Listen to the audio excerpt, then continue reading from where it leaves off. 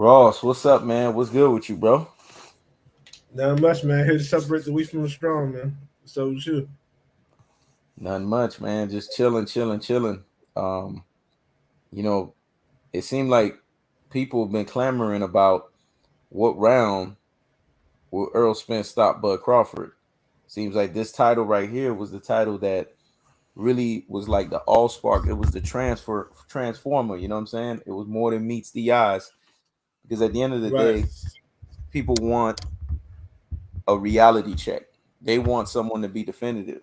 They don't want people to sit there and give them back and forth bullshit about in-depth analysis and breakdown when really it's not in depth and there is no fucking breakdown and all you're getting is 50-50 cockamamie nonsense. What people want at the end of the day, it's very simple. We're living a world where the attention span is very short and people want you to get straight to the fucking point. And straight to the point is who's going to win the fucking fight. And we made it very clear. What round will Earl Spence stop Bud Crawford? That's the definitive position. So what's good with you today, man? Man. Boxing is a very hypocritical sport. Very, very hypocritical. The fans demand that the fighters are all in. We demand that the fighters don't get pussy. We demand that never drink, they never get in trouble, that they have power, they got speed, they got intelligence. We demand the fighters to be perfect. Yep. But we came to give the fighters the assurance of a pick. These dudes do all of that, but we can't get them the assurance of this fighter's going to win. Period. Mm-hmm. We can't even put that on the line. What are we doing here, man? Like, Exactly. why are you making content? You got afraid to be wrong? Why you making content? Who cares if you're wrong? People are wrong every day. Only the hypocrites are gonna remind you. Remember that time you was wrong 3 years ago? Yep. You know how many mistakes they made from the time you were wrong on a sports pick to the time that they're complaining about you being wrong? Like people are they're either prisoners of the moment or they're prisoners of their own insecurities, man. Facts. That's all I'm seeing here in the boxing world. Prisoners of the moment or people who are prisoners of their own insecurities. Facts. Anyway got a great win, but all of a sudden, Anyway is better than Terence Crawford, Errol Spence, and Floyd Mayweather Jr. Like, how does that happen? He beat someone who was a formidable foe at his weight class. That's what he's supposed to do. He's a great fighter. I've seen it. He has skills. But let's not get ahead of ourselves here. That fight can't upset. That fight can't upset the hierarchy of boxing. All of a Mm-hmm. sudden, an undisputed fight at 147 doesn't mean anything now because this dude got a good win. Mm-hmm. Boxing don't work that way because you don't want to see a black fighter at number one pound for pound. All of a sudden, you overrating a non-black fighter to where his fight overshadows an undisputed pound for pound fight. Mm-hmm. The hypocrisy of boxing is ridiculous, man. The double standards that's associated with boxing, man. I mean, we had a series about that, and they might fuck around and reenact that series and make us re-ingratiate and reenact it and make it come back and in full circle and make it alive again. Who knows? But I'm gonna tell you like this, man. Anui didn't do shit. As a matter of fact, his weight class is a paper weight class. We clowned the weight class yesterday because it's like, okay, what did you do that was powerful? You beat a guy what 122? Okay, Right. move your rabbit ass up to 130. I think Let's I see if the power can transfer over to that. I think I was 122 in the sixth grade. Exactly. Come on, man. Like people are like that fight isn't getting the credit it deserves. It's getting the proper credit. It's A ESPN. 122-pound credit. It's like a high school fight. Right. But even then, there's people bigger than 122. It's women, it's girls bigger than 122 in high school. Facts. Let's be honest here, man. Whenever you see somebody 122 in high school, because there is people like that, like one or two in the whole high school, you always think, until you remember, you always think that they're looking for somebody. Exactly. Like, hey, man, like, you lost, let me help you. Oh, the such and such. You know Yep. what I mean? Because they're Yep. children in high Yep. school. Yep. Either they're That's what, malnourished, or either yeah. they have some kind of anorexia or some shit like that. So what People, he did in the grand scheme of things wasn't really that impressive like that. Let's be honest. I mean, hold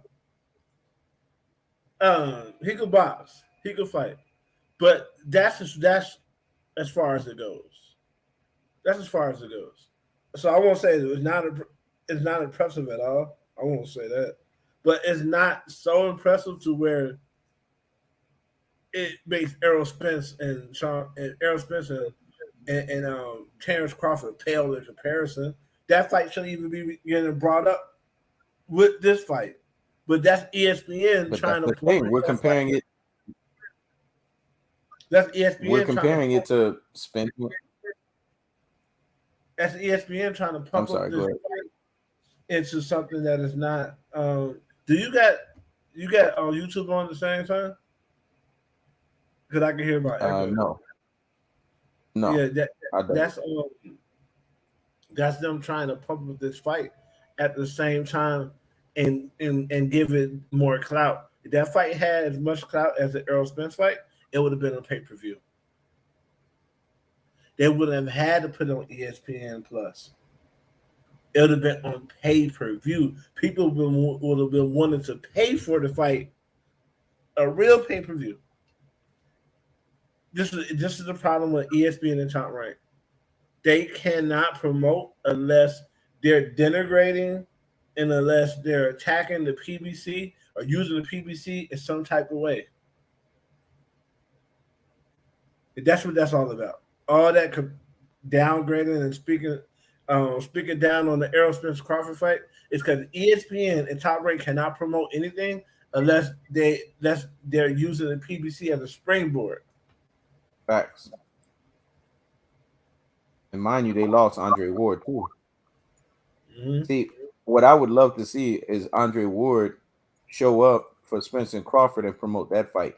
Do you understand how that would be the dagger, the nail in the coffin? You understand that would be the ultimate dagger to dag them, to let them know that okay, they don't have their affairs together, because Andre Ward has been very silent since he left HBO. You know, Killer's moving silence. He's moving in very much silence, but his silence is very powerful. So I wouldn't be surprised if his next public display is him covering Spence versus Crawford, because again, he has affinity with both guys. Um, there's never been any issues with him and Al Heyman. There's never been any issues with him basically working with PBC. He's there. We've never heard any public issues go associated between Al Heyman or Andre Ward. So I don't see why this would not be a realistic move. And I'm just speaking, hindsight is 2020. It may not very well happen, but that would be nice if if that were to take place. But you're absolutely right about HBO always mentioning BBC, always mentioning anything that's associated with Errol Spence, Terence Crawford, because let's be honest, all of this before Errol Spence came around and there was the Spence era, it was the Floyd Mayweather era. And this came and stemmed from the belly of Floyd. Why am I mentioning Floyd at a moment like this? Because who left HBO to go to Showtime? Right. What was the springboard? What caused all of this?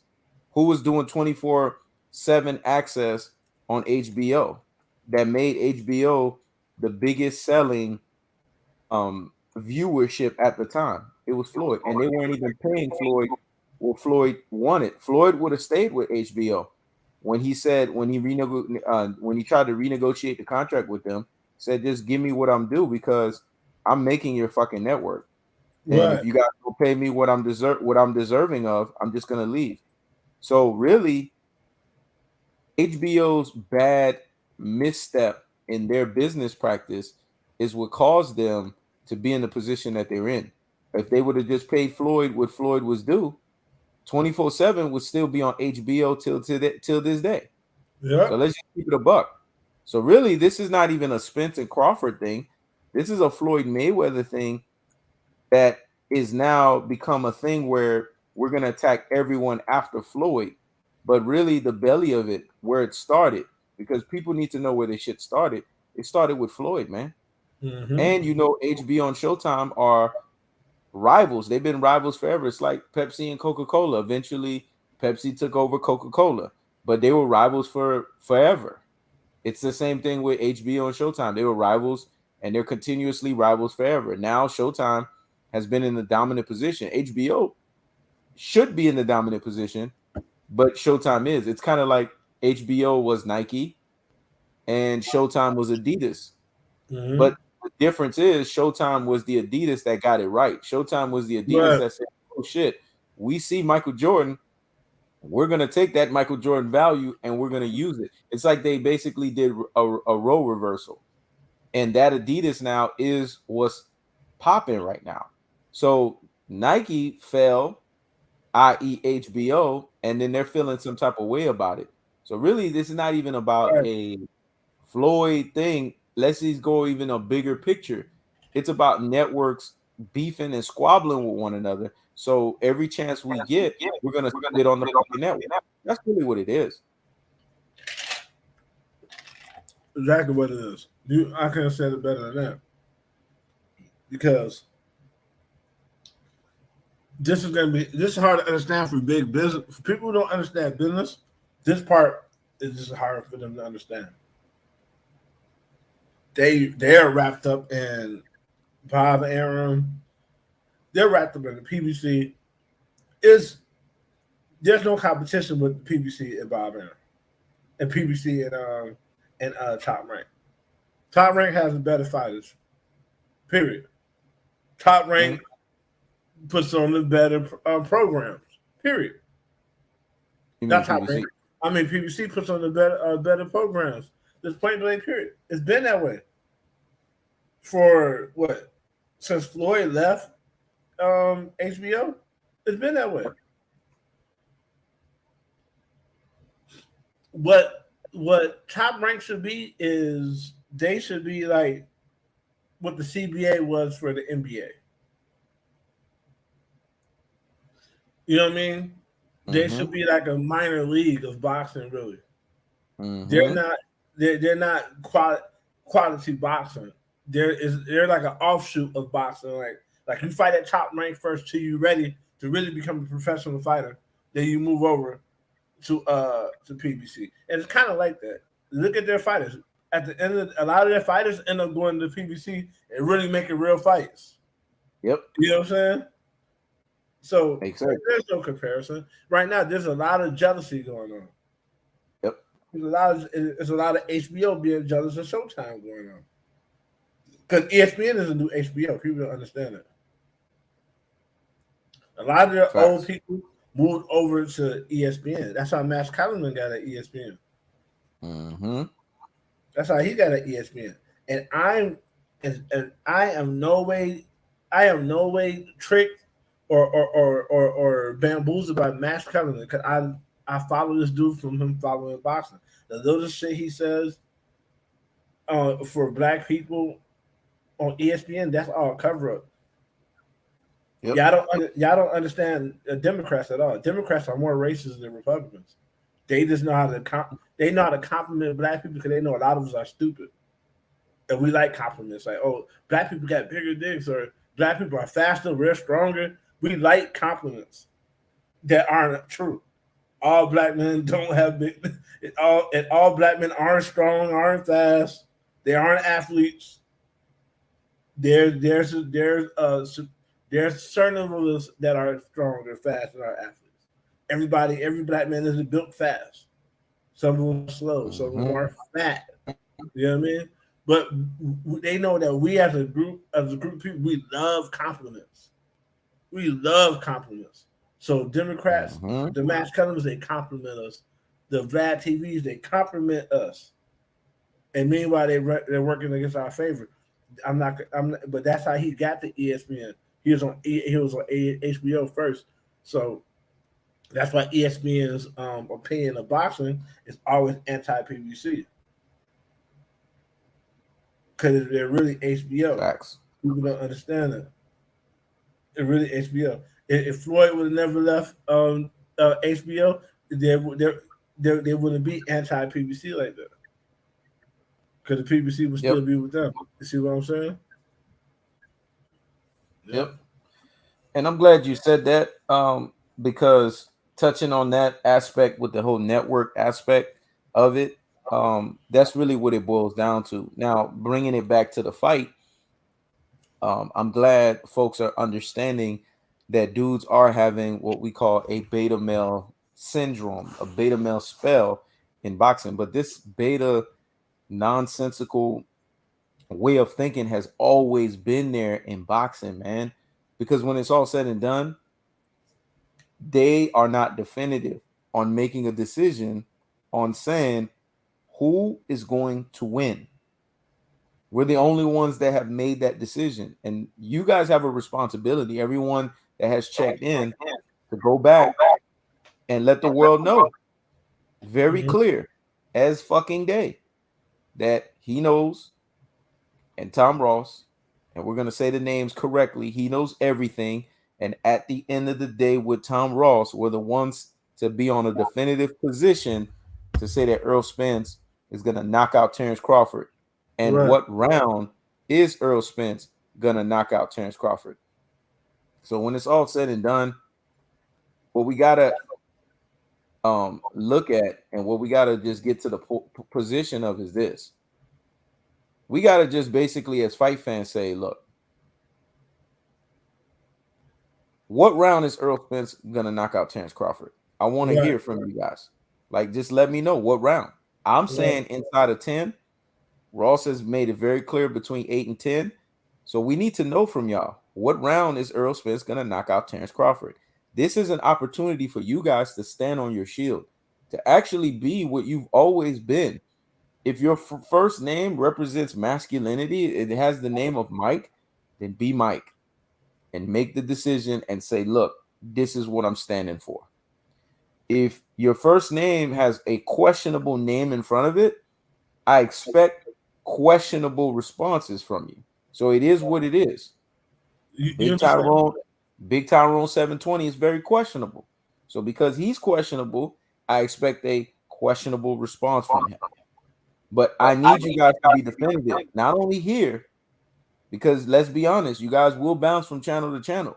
But when you make your opera singer, you make that fucking bounce. Make sure when you make that bounce, you definitive with that fucking bounce. It's one thing to be an opera singer and be a beta with that opera. But if you're gonna sing them notes, you're gonna sing those high notes, you're gonna sing that soprano, you're gonna sing that alto, you're gonna sing whatever note you're supposed to sing. Um, make sure when you sing that fucking note, you're singing that note of this is how I have the fight, and you're definitive. Because let me tell you something, there's something called paper trail, there's something called receipts. And if you act one way with us and then you act another way somewhere else, it always comes back, believe it or not. So this is why I always tell y'all, be men and women with confidence, purpose, and abundance mindset. And when you make a pick, lay on it and double down with confidence and fortitude. Because one thing about our platforms, the people that follow us are so loyal to us, they will come back and tell on you. If you go somewhere else and do something you got no business doing, they're gonna call your ass out and say, man, this motherfucker right here, they was on your shit being all certain, but they was somewhere else kissing somebody else's ass, talking about V fucking Mhm. papers, talking about dick prints. And then next thing you know, we got to pull you out on the red fucking carpet. So be consistent everywhere that you go. But we Yeah. expect when your name is questionable, we expect when your name is suspect, you're going to make questionable and suspect decisions. Right. When your name is unisex, Yeah, but exactly. but the problem is here is the only place people people who come here. This is the only time they're really real. When they go on these other platforms, they kind of get on there and just conform to wherever the platform is saying. Mm-hmm. When they come here, they really get, even if they're super wrong, they at least give their opinion. But when they go to these other platforms, they don't feel emboldened to call out the other platforms and be like, you know what, show this, I think you'll sell out. You know what, boss the ego, I think you bisexual. I think you Yep. suspect. You know what, for non, I think you're Uncle Tom, low key, and you stay on the fence. You afraid, you talk that black people shit, but when it's all said and done, you very in the gray area. You know what I'm saying? They'll come here and be themselves and call out shit, but they're afraid to go on these different platforms and do that as well. And that's why there's only so much respect I have. Only so much respect. So I start seeing, because me, I check out the competition all the time. It's kind of like Kobe, or kind of like Tom Brady, or kind of like Deion Sanders. You don't just show up and play. You're supposed to do film work. Mm-hmm. You're supposed to do reconnaissance. Uh, Mm-hmm. Not doing that shows your arrogance. Mm-hmm. You're arrogantly moving when you think you don't have to watch your competitors, and you don't have to know what they're up to, Mm-hmm. because they're watching you. They know what you up to, and that's the reason why a lot of times they stay like ahead of you, because they're watching you, but you're not watching them. So I'm always Fact. watching them, and when I'm watching them, sometimes I see people in here on there, and I just don't say nothing, and I see them acting a totally different way. Mm-hmm. I see them respecting those platforms. I see them donating to those platforms. I see Mm-hmm. them, if they do have the balls to disagreeing with a certain level of respect on these platforms. You know what I'm saying? Um, I see them waiting to be addressed and not hold conversations with themselves in the comment section. You know what I'm saying? It's just, they're just totally different people. Mm-hmm. And it's a very remarkable experience when you see how majority of men nowadays, they're soft and spineless, Mm-hmm. because while you do have to adapt to your environment, changing who you are at its core, depending on who you talk to, is a very spineless thing. Yep. Your core principles should not change. You know what I'm saying? Yep. Glad you said that, man, because at the end of the day, in all essence and its full reality and big picture, um, it is what it is. That's why when you come in here, we expect donations, man. You got to donate to motivate. We expect a certain level of respect, and at the same time, we expect you guys to be you, to be the real you. And I'm gonna add names to the names that Ross mentioned. You know, we expect, champ side to be back and forth. We expect him to be 50-50. We expect him to copy the He Knows Everything's of the worlds. We expect him to copy the At the End of the Day of Tom Ross's. We expect him to copy the Real Marlowe TVs. We expect Contender the Regime Boxing, a newly very disappointed content creator, in my estimation, to be 50-50. We expect him to um, be the way that he is in terms of having a situation where he goes back and forth, not making a decision, be indecisive, um, position himself to where he's from Texas but doesn't have a definitive position. If I was from Texas, it would be 1,000% Earl Spence. Like I said, I've been in the military with dudes that was from Texas. I've been in the military with dudes that was from Dallas. I've been in the military with dudes that was from Houston. I've been in the military with dudes that was from Podunky, Tyler, Texas. And they all, even though they was in different genres of Texas, they all was in the same mindset and the same ideology of this Texas already. Stay ready. This is where I get these terminology from. These motherfuckers. It's all about that South Side, man. What's up with that South Side fade, boy? We on that scissor. Them motherfuckers know they definitive, man, about the way that they are. So maybe it's this generation of Texas folks. I don't know, but the upbringing of Texas folks that I'm used to, anything outside of Texas, fuck them. They ride Texas. So if you're a content creator and you say you from Texas, I mean, you supposed to be more definitive about Errol Spence than me. I'm shocked if you're not. Like everything you talk about with Spence, I'm not saying that you got to be delusional. I'm not saying that you got to be unrealistic, but your position has to be filled with absolution and resolution. We got to know where you fucking stand. But if you sitting here saying, well, you know, Spence is gonna da da da da da, you saying all the nice words, and then you turn around, well, Crawford got da da da da da. You're not from Texas, man. Because niggas that's from Texas, fuck Crawford. Fuck what he doing. That motherfucker, when it's all said and done, that motherfucker getting fucked up. Because at the end of the day, you gotta lay on a position. And if you are all from Texas and you was from Terrence, and you was all about Terence Crawford from day one, I wouldn't fault you because you definitive about that. Heck, I'm from Miami, but in 2011, I was definitive Dallas Mavericks. I was definitive Dirt and Whiskey. Damn near dragged out of fucking Miami for being a Dirt and Whiskey guy. But I was at the Miami Heat game saying, "Whoa, give it to him, give it to him." Run fucking LeBron off that. I was a loud motherfucker. Shut the fuck up, man. You supposed to be a Miami Heat. You from Miami. Everybody that know me that. You from my fuck that shit. Dirt and Whiskey keep eating them with them threes. Because I was definitive about the fact that I wanted the Mavericks to beat the shit out of the Miami Heat. You gotta be definitive, man. No matter what the circumstance is, no matter what the position is, you have to be definitive. Spence versus Crawford. Would Stay Real TV said this years ago, man, and God rest his soul. But he said you're gonna see two types of niggas that's gonna manifest in the Spence and the Crawford fight. You're gonna see real niggas and you're gonna see fake niggas, and you're not gonna see no others. You're just gonna see two type of niggas, and that's what we've been seeing. As this fight draws closer, as this fight looms closer, anxiety and depression, we're seeing real niggas making real decisions on this fight. And we seeing fake niggas being what they are, fake. And I wanted to add this. How the heck does Blue Blood Sports TV have a new toupee to where now he has locks to the level of my locks?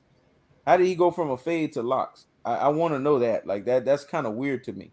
I told you his hair was fade. I told you that, bro. All that shit fade. All that shit fade, man. And you gotta understand, there's what's happening now with this fight is they got it wrong. A lot of content creators are saying it's not tribalism. What you have is character types. This fight is separated character types. Mm-hmm. A lot of people say there's three. There's not three. There's two. A Sigma, whatever they call Sigma, is an alpha that doesn't need to dominate people. He doesn't have. He's still good. People still. He's still by himself. He's still as powerful as somebody who has to boss people around. There is no Sigmas. You got different types of alphas, but there is no Sigmas. You got alpha males going on one side, and you got beta males going to another side. They're totally different men. You got men who had male figures in their life, positive male role models, and you have men who look up to women going one way. You know what I'm saying? You got logical, rational men going one way. You got emotional, more feminine, more emasculated men going another way. You know what I'm saying? This is happening. This fight is so good for the black community right now because we're going to see who's weak. We're seeing who's weak. And we're seeing who's strong. We're seeing who's masculine. And we're seeing who's feminine. We're seeing Salute to King Style Productions for donating $5. Salute. We're seeing which men say something because they have something to say, or which men who say something because they want to get a rise out of you.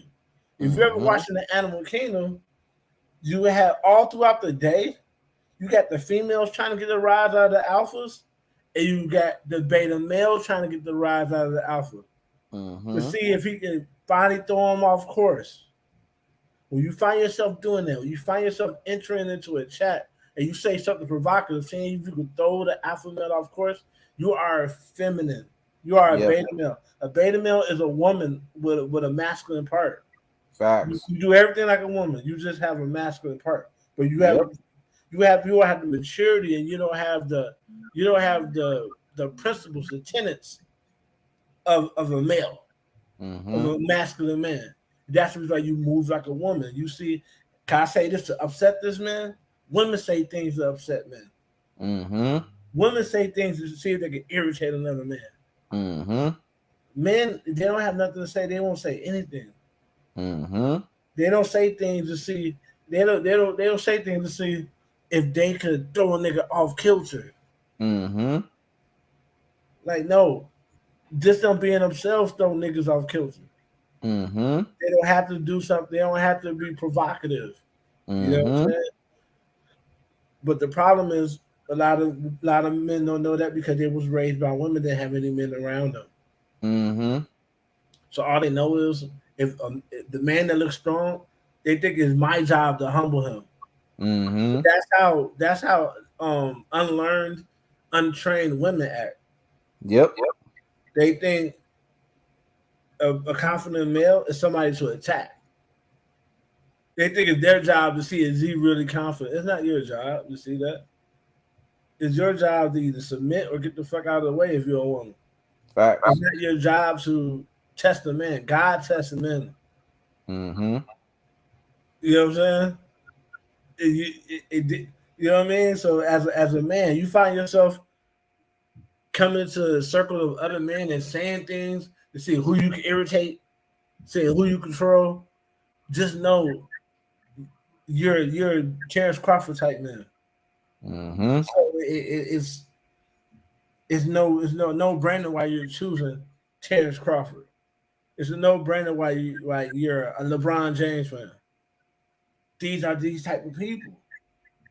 Now, when you start moving on to the more masculine black men are Michael Jordan fans, Kobe Bryant fans, Kanye West, Mm-hmm. people who say how they feel, people who exude dominance, and they don't have a problem seeing another man be dominant.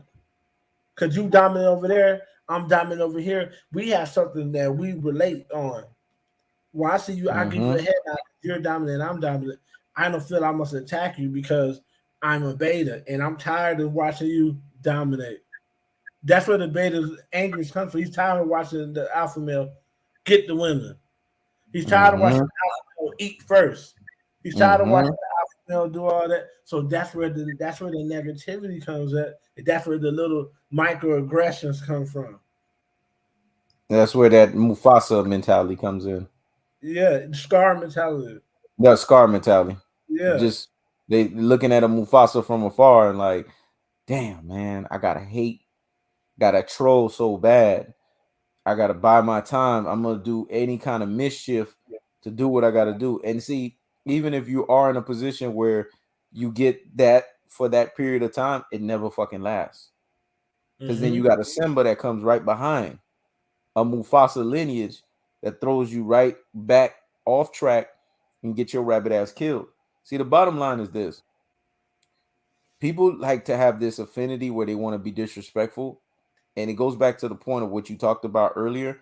This is what we're dealing with in the boxing community. This is why boxers, when they do whatever the fuck they do, I support them 1,000%, because the people in the boxing community do whatever the fuck they want. Don't get mad at these boxers. You Right, go to other platforms, you know how to wipe your feet and you know how to come in, meaning you know how to donate. You don't ask stupid shit like drop the link in. You don't ask dumb fucking shit like that. You don't ask dumb shit to where you're basically trying to say, well, let me get in. Because you know you do that. These other platforms, they will block you. So over right, here, you're free reign to talk your spiel, We'll talk your spiel in the comment section. That's where you belong. See, at the end of the day, you want to have a voice here and you want to speak, donate. It's that simple. We'll put you on the phone line. We'll give you a few minutes to talk up and we'll go from there. We're not going to devalue the live. We're not going to take away anything from the live because, first and foremost, this is a podcast. So we've already have a professional look. We got a professional setting. We got a professional background. We don't know what you looking like in that background over there. And then you get on loud noise, doing all kinds of shit that you got no business doing. What people don't understand, that messes up your metrics on YouTube. See, people are not mindful of these things and they're not respectful of these things. But these things have to be said. So when you come in, wipe your feet. Because anywhere else you go, if you were given proper home training, you would know how to wipe your feet. So wipe your feet when you come in. Secondly, make sure that the conversation you're talking about is related to what we're talking about. We're talking about boxing. So focus on boxing. We're talking about Spence versus Crawford. Focus on Spence versus Crawford. The reason why people cannot focus is because they're having what we call anxiety and depression. This is what anxiety and depression does. It makes you go into outlier conversations. We had a content creator that had so much anxiety and depression over Errol Spence that he had to change up his whole content creation to where he don't even talk about boxing anymore. He used to call Errol Spence a weight bully. But every time Errol Spence keep parking and dominating those opponents, he kept saying weight bully. Oh, Danny Garcia's going to expose him. Or your Dennis Ugas going to expose him. He said, you know what? Fuck being called casual boxing talk. I'm going to call myself casual conversations. Exactly. And this is going to be happening to a lot of people. After Spence, Parks, Terence Crawford, you're going to see a lot of people fall off. You're going to be wondering where the fuck these motherfuckers are at. And it's not just content creators, it's going to be commentators. Commentators are going to disappear for about a good 6 months to a year because they're going to come to a conclusive state that they're going to have to say, damn, we got another Floyd Mayweather era upon us. And we can't stand that shit because you got to understand, they hated Floyd. Why did they hate Floyd? Because Floyd was just so great. Goes back to Ross's primitive points, which is Floyd was so great. Floyd is that alpha. Submit or get embarrassed. Cooperate or fucking leave. Understand you can't break the Da Vinci Code. Well, guess what? You can't break unlimited pressure because pressure does what? It bursts the pipes. So when that shit is bursting the fucking pipes, it's breaking you fucking down. You're gonna feel like, damn, I'm feeling like I'm in unlimited pressure. So you know what's gonna happen? When people are under pressure, what do? They find the sinkhole. They find a hole. They get into the hole and they crawl their rabbit ass in there because they don't want to deal with the pressure. After Terence Crawford is embarrassed, that's what's gonna happen to you guys. And all of these people that are hedging their bets, people remember the Titans. People remember. People are gonna go back and be like, man, you wasn't definitive. You wasn't about that Spence life. You was back and forth. See, on this platform, we're back and forth. We're not back and forth. We're definitive. Mm-hmm. We're straightforward. There's no stretch of the imagination where Terence Crawford belongs in the ring with Errol Spence. And people want to sit here and make this shit seem like it's close. It's not fucking close. I'm gonna say this and I'm gonna say it again. Just as disrespectful as Errol Spence been saying, one-sided ass whipping is just as disrespectful as I'm going to say Terence Crawford is the black Mikey Garcia. I'm gonna beat that shit into y'all brains every fucking day I do videos. Every day this live stream comes about. Why? Because what is being put out there is official proper retirement. You need to get your mind in that place. You need to prepare your mind for that place. Just like Terence Crawford, I told him, do a pre-enrollment to AARP. I told him, make sure your AARP card is filled out. Make sure that you basically filled out all of the necessary proper retirement forms that you need to fill out because you are no longer going to be the same fighter. People say, well, you couldn't stop Mikey Garcia. Mikey Garcia is a lightweight. Well, Mikey Garcia officially said last year in 2022, Errol Spence retired me. So if he couldn't stop lightweight, why is there official retirement by the hands of Errol Spence? He got retired. The legend of Errol Spence continues. people don't realize is, imagine that. Imagine they could have stopped the fight at round 6, 7, and 8, and you could still have a career, or you could Yep. go 12 whole rounds with Errol Spence and never be the same again. You Yep. know what else never gonna be the same again? Danny Garcia. Yep. He ain't gonna be the same again. Yep. Y'all see, next time you see him fight, he's not gonna look the same. Yep. Just like Sean Porter didn't look the same. All these guys should have retired. Errol Spence should have been their last fight, but they got the last of the paycheck they could get. And Terence Crawford ain't gonna be the same. Yep. You think Terence Crawford moving to 154 after this fight? Hell no. And he's gonna struggle at 147 going forward. Remember his rematch clause. Terence Crawford has in his rematch clause. Errol Spence punishes him. He's not fighting anymore. He's not accepting the rematch. So he knows. Yeah. Terence Crawford knows in the back of his mind. He's seen the opponents. He's seen how Spence has broken these fucking opponents down. And that's why he put in a rematch clause. You're supposed to be Terence Crawford. You're supposed to be so confident. You're supposed to be this guy that beats everybody up. You're supposed to be quote unquote Floyd Mayweather is. But you got in your rematch clause that once I get punished by Errol Spence, I'm not having a rematch anymore. And it was Errol Spence that said it. Talk about psychological warfare winning. Talk about guerrilla warfare, edge in battle and checkmate. He said that shit on Pivot. Didn't give a fuck when he said it. Basically laughing at the shit. You think Errol Spence got a rematch clause? No. Because he clowned Terence Crawford and said this was all Terence Crawford's doing. Rematch? I don't need no rematch. I know I'm going to punish you. Right. All of the options and all of this and all of that is Terence Crawford, because Terence Crawford is a chihuahua barking behind the damn fence. Right.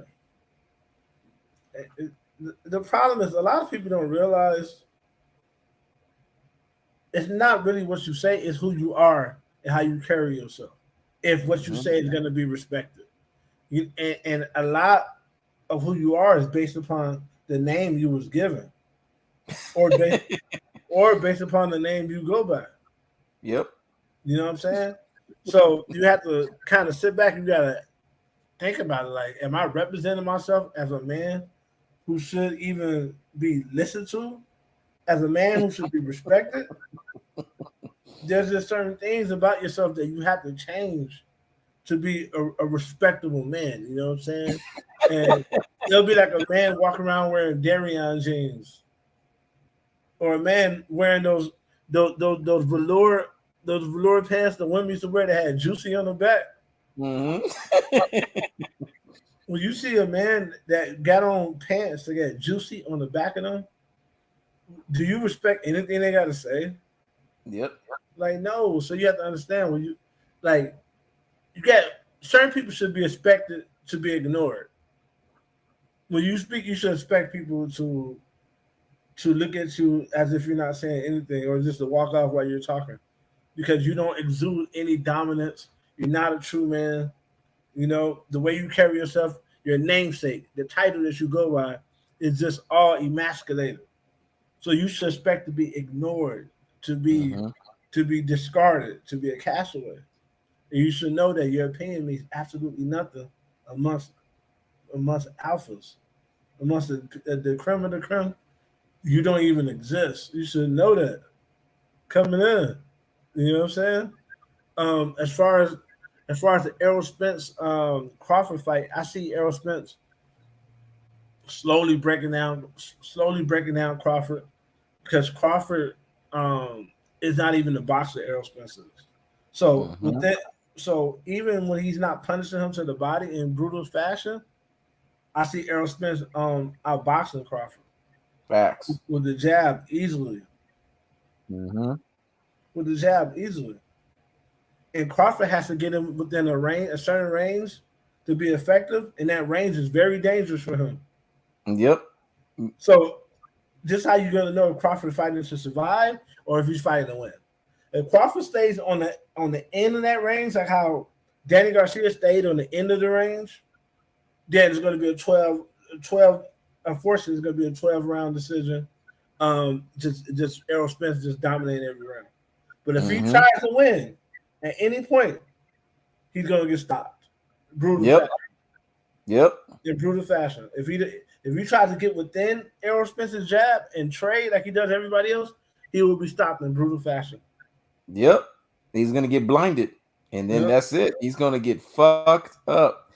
That was a hell of a fire breakdown, man. Because, like I said, I saw the dude at Planet Fitness. I haven't seen him anymore because I know he's over there at the Spence and Crawford fight. He said, "Man, I'm doing the whole fight week over there." I said, "Man, I haven't used these two terms, these two words before in my life." But I said, "Man, I'm jealous and envious of you right now because that I wish I was in that position." And we both started laughing. And he said, "Listen, I'm gonna tell you again." I said, "You got to give me the breakdown because I love the way you had broke that shit down." Listen, Spence, by bodily harm, don't be surprised if Spence is hit with a charge called assault because he's just gonna boom, boom, fuck up the shoulders, boom, boom, work the body, and then hit the motherfucker and off with the head. First 3 rounds, he's gonna take away the shoulders. I said, "Why are you gonna take away the shoulders?" Well, he gonna make sure Crawford can't throw shit. Then the next 3 rounds, he gonna break that fucking body down. He's gonna treat Crawford's body like his body is like a Pinocchio. Crawford's gonna be wondering what the hell's going on my insides. He's gonna beat his insides until his insides don't even have no fucking insides. And then in the last 3 rounds, he's gonna chop him up upside the head. Now, yes, we understand that there's suspect guys on this platform. We understand that there's guys that like Terence Crawford's dick print and all of this. So don't take when we say beat his insides up Right. as a literal thing. We're talking about breaking the Boxing. body down, We're talking about boxing. systematically breaking them down. Yeah. And he said, "I got a You got you got nine round brutal stoppage by assault." I said, "Damn, you said assault?" He said, "Yeah, man. At the end of this fight, Spence is gonna get in a charge, and the charge is gonna be body assault." Okay, body fucking assault. So when it's all said and done, man, when we look at this fight and we break the shit down, it's very clear what is gonna happen. We don't need in-depth analysis. We don't need in-depth breakdown that really doesn't lead to what a revolving circle. We need to understand this fight is a war of attrition. Who's the bigger fighter? Who's the more durable fighter? Who's proven competition after competition they can take hits? Have we ever seen Errol Spence's knee hit the floor? No. Have we Right. ever seen Errol Spence been dropped? No. We've seen Errol Spence take the hardest shot of his career at a weight class higher than 147, and i.e. Emmanuel Larty, and Errol Spence shook the shit off and kept on coming. So there's no way Terence Crawford, a 130 pounder that is basically 147 now, has the power, has the strength of any guys that Errol Spence has faced. He's not stronger than Right. Kell Brook, not stronger than you, Dennis Ugas. There's an argument you could make that he's not even stronger than Sean Porter. And these are fights that Errol Spence already had phone booth, war of attrition, and what we would say exciting boxing displays. I'm gonna be honest with you. Errol Spence fought a friend in Lamont Peterson, and damn near, I don't know if you felt like that, Ross. And this is why I know Errol Spence don't give a fuck when it comes to the sweet science. It's about brutally punishing you. He was punishing his friend, and all of us was feeling pity for his friend, but Errol Spence didn't give a fuck. In that moment, that was his opponent. So if he's punishing his friend that way, I could only imagine a motherfucker that was running his mouth. Mm-hmm. And everybody was like, damn, Lamont Peterson is getting punished brutally. But Errol Spence was like, nah, you're an opponent. You're an enemy right now. I don't give a fuck Right. that you're my friend. I have to punish you. And he Right. punished them brutally. Right. Because if I don't punish you, you don't punish me. And Exactly. you know what? I just thought about something. What there used to be a beta male that used to come to your channel by the name of Freddie G. Yep. And I think Freddie G has revealed himself. I think he has revealed himself. If you pay attention closely, Why you say that? just pay attention to the comments. Okay. I think he has. Just look at the last 3 comments. I think he has revealed himself. Okay. But anyway, And that's the thing with betas. They take so many L's on their namesake that they have to totally reinvent themselves. That's the thing about these rap stars reinvent themselves, not because they're like they're following some type of business model. Think about it. They be having all type of taking so many L's under their name, and they do that to fool the goofies. Like Big Diddy, every time he get caught up in a scandal, or he get caught like being homosexual, he'll change his name to something new. Yep. Because the way he see it is that stigma is attached to his old name. I'm somebody else now. I'm Buddy Love now. I ain't Diddy no more. You know what I mean? As soon as you get caught with another man, it's gonna be something else. So basically, what you're saying is greatness personification can only be hindered. The motherfucker can't be stopped. When you give people greatness, they can't help but to keep coming back to greatness. No matter how much they want to try to stay away from that motherfucker, they got to come back. So this begs the question, weren't you aligning yourself with D. Jefferson? Oh, my bad. He doesn't have a channel no more. So that's why you back over here. It's the things that make you say, It's the things that make you say, Because I see another motherfucker that's here right now that's been on the other side and say, you know what? Damn, these motherfuckers are not as entertaining as He Knows and Tom Ross. These motherfuckers, they don't make me laugh. Because here's the thing. People can hate all they want, but they are thoroughly entertained. Right. Because even though we're clowning you, we're saying shit that make you laugh. We're being inflammatory. We're being derogatory. We're being flagrant. We're being straight up. Shit that you're not used to. And you're getting animation on top of that. So you're not used to that. See, everywhere else, you get the robotic bullshit. 5-time weight division champion, as if we don't already fucking know you're a 5-time weight division champion. Welterweight super title, as if we don't already fucking know that. Get to the point. You getting that robotic bullshit. But when you come here, we tell you the definitive stuff that you don't want to fucking hear. It hurts your feelings. You're like, how fucking dare he knows? I hate him. How fucking dare Tom Ross? I hate him. You know, we've had people say, man, if we ever see you in public, first and foremost, if you ever see me in public, I'm gonna make this very clear. I won't even let you get close to me. I don't even try to put hands on none.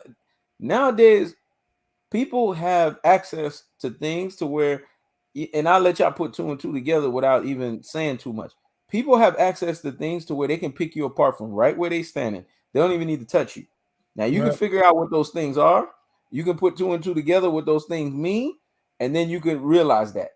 You can be literally within feet away from people and reach out and touch them and let them levitate. See, watch their bodies levitate and move.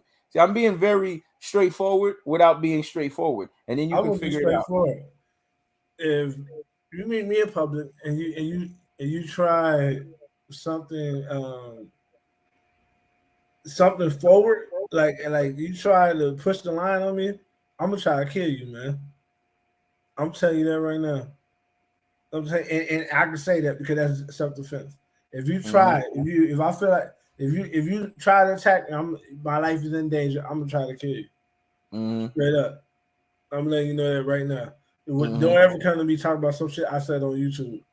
You know what I mean? Like in an aggressive way. A lot of the debates need to be out of your voice. You need to come to me with hat in hand, and then we can talk. When you step into me like we're on the same level, I'm gonna try to kill you, man. I promise you. There you go.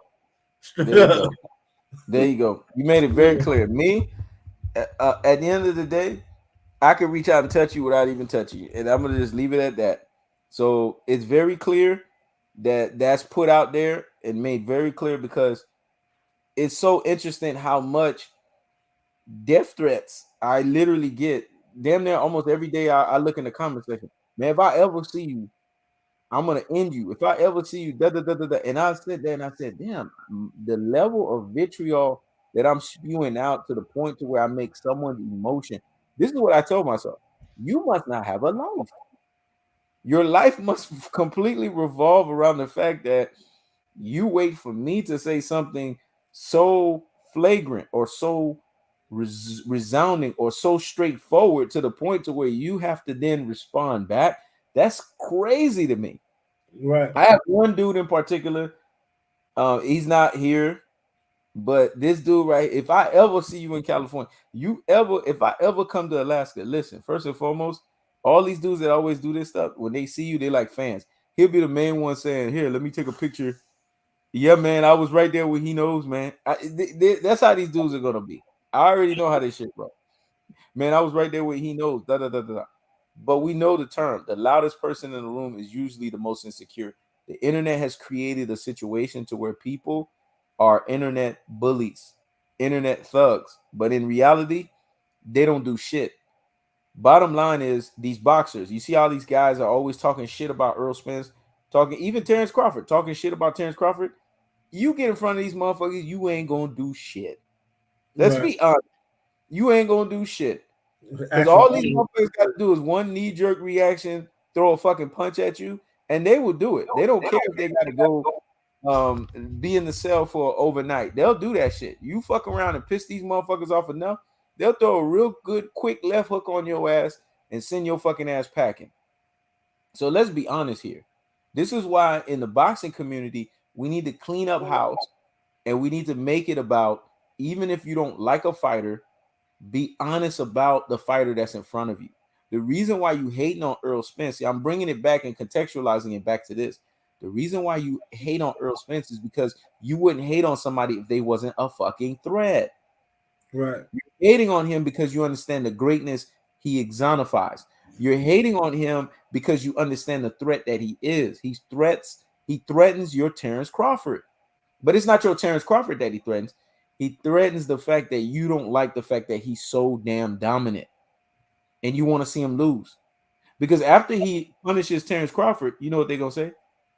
Well, he need to fight Jerron Ennis. Well, that's not going to happen. And the response to that it can't happen. It can't happen at 154. It can happen at 147. There you go. If Jerron Ennis wants to fight him, he needs to move up to 154.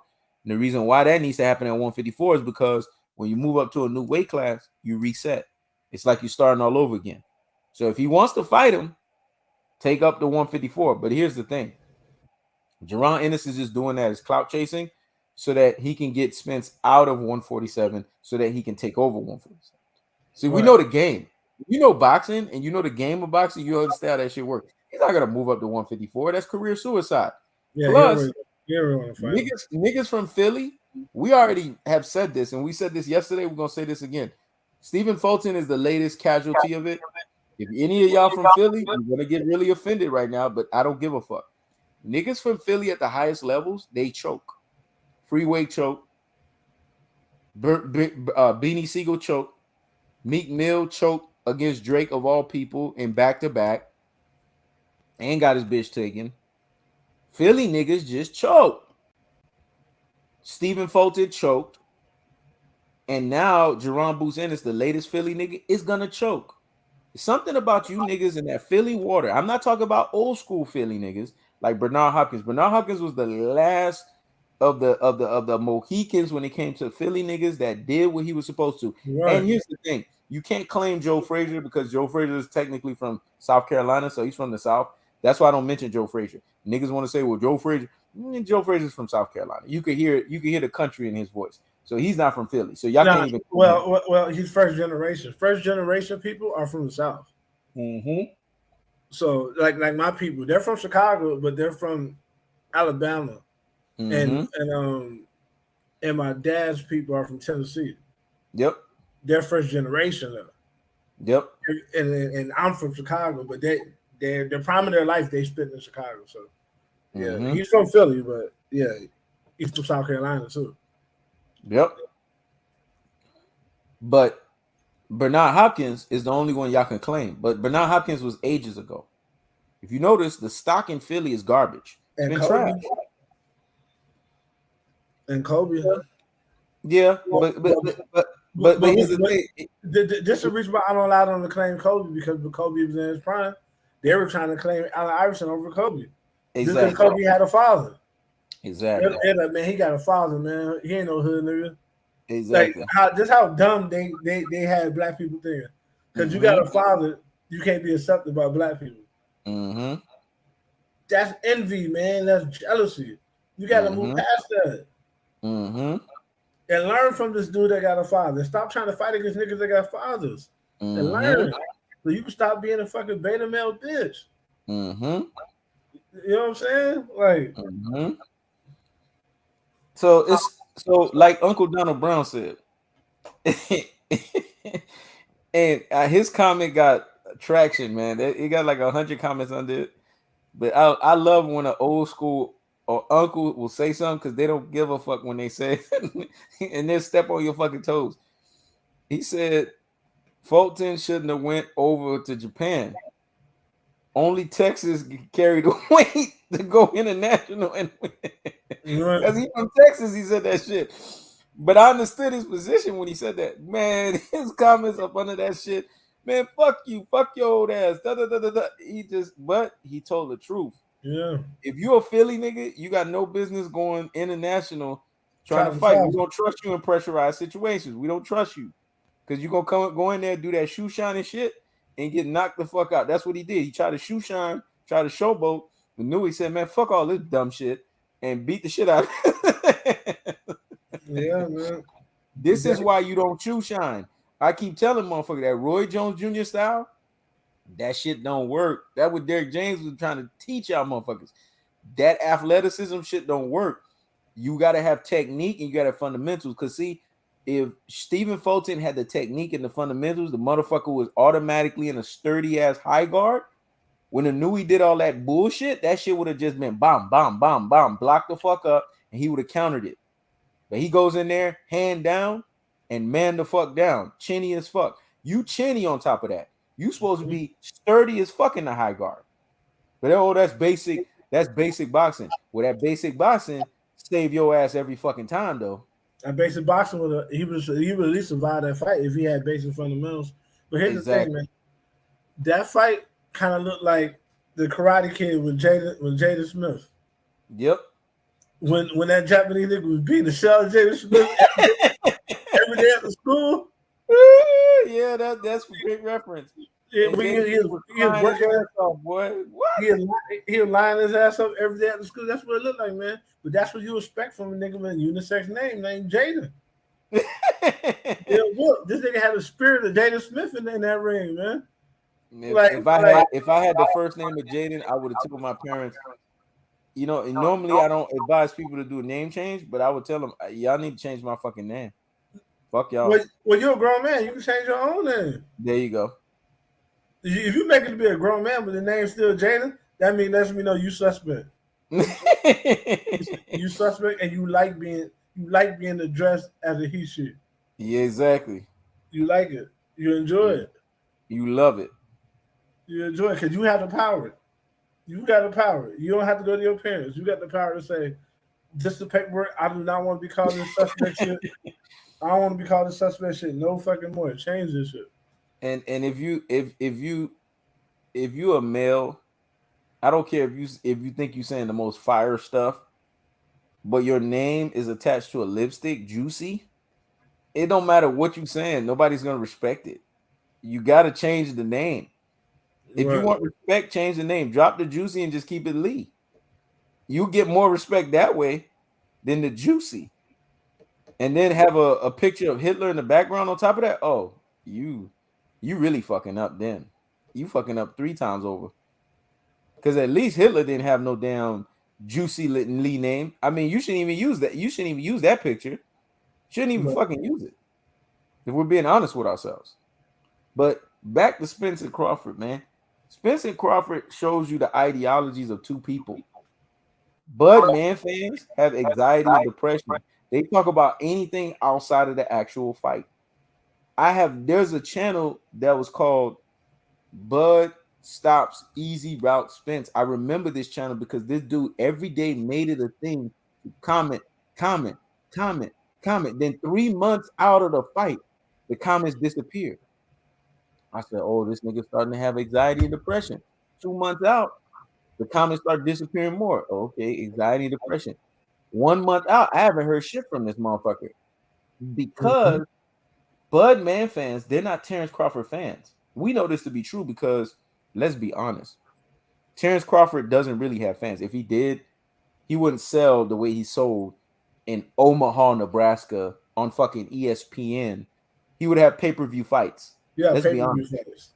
His biggest numbers was because of Sean Porter, and Sean Porter's not even known like that. And it was 150K. So we know Terence Crawford doesn't have fans. This is more about the hate for Errol Spence than anything else. This has nothing to do with Terence Crawford. And once Terence Crawford gets brutally stopped, they're going to find the next person to hate. They're going to say, well, why don't Errol Spence fight Canelo Alvarez? Or why don't Errol Spence fight Jaron Ennis? They're always going to find the next person. It is what it is. But here's the thing. He's going to go to 154 pounds. And when he goes to 154 pounds, he's going to take over. And he's already told Jermell Charlo, if Jermell's smart, after Jermell gets punished and stopped by Canelo Alvarez, Jermell better move to 160. Because it would be very embarrassing for Jermell Charlo to take on a paid-to-lose nosedive fight, have a loss by the hands of Canelo Alvarez, and then turn around and get brutally stopped by Errol Spence. I don't know if y'all knew this, but I'm going to give y'all some news flash. There's a lot of people saying, well, Jermell Charlo is bigger than Errol Spence. Jermell Charlo will punish Errol Spence. Well, let me enlighten y'all. When Jermell Charlo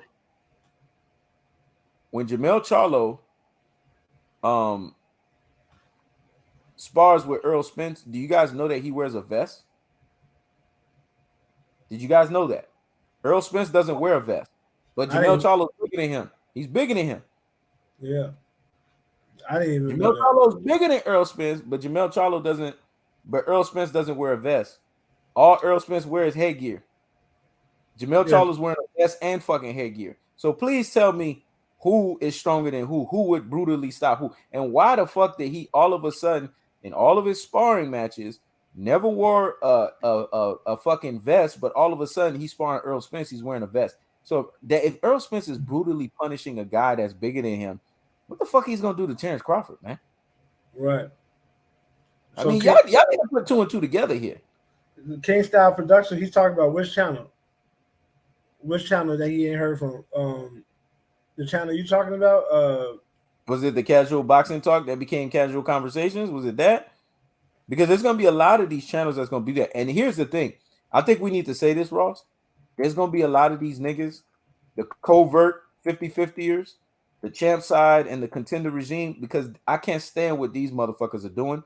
They're going to come back and say, man, we was right. We was right. We told y'all Spence was going to win. No, y'all don't get the credit for that because y'all didn't stand on shit. Y'all was back and forth. Y'all said it was 50-50. Y'all said it was 50-50. Y'all said he could win. Exactly. Going and could is two different things. That's like your girl. That's like your girl saying, maybe I'll give you some pussy, and her saying, come in the room, I'm naked. Those are different things. Oh, you see? Easy Ross Spence show. Easy Ross Spence. Yeah, that motherfucker disappeared, man. I'm telling you. That shit went out the window when Spence became 3-belt undisputed. That's right. That shit went out the window when he became undisputed. Yes. And here's the thing. That's the thing. Cowards hate to admit they're wrong. They'll rather just disappear. Women hate to admit they're wrong. They'll disappear. You ever get on a child? Until you start growing up as a man or a woman, when you get on them, they'll shrink and they'll disappear. Yep. We're created differently. When you're doing that, it's because you're not a real man. Men could admit they're wrong, and you could get on a man and he won't shrink. He'll just come back stronger. Yep. That's the reason why you don't see none of these guys. Errol Spence started knocking all these guys, taking their belts. The next you know, one channel started falling one by one. Where are these guys at? And taking channels. That's just like me. Taking fucking channels. And here's the thing, Ross, taking fucking channels. But this is why these covert 50-50ers, fuck the regular 50-50ers. We have to address the covert 50-50ers, champ side and contender regime. The reason why they're going to start falling off is because people are going to remember. The one thing I love about commentators will remind you, and it's going to irk these niggas. Damn, man, y'all wasn't like He Knows. Y'all didn't have the balls like He Knows. Y'all didn't have the balls like Tom Ross to say this shit. Don't be trying to sit here and say, oh, Errol Spence now. And see, Errol Spence, is on the same mindset as us. Because guess what? He already called one channel out on that shit. Blue Blood. Blue Blood. Oh, you flip. You was on me, and then all of a sudden you went on Terence Crawford. So Errol Spence remembers this shit too. That's why it don't pay for you motherfuckers to be 50-50.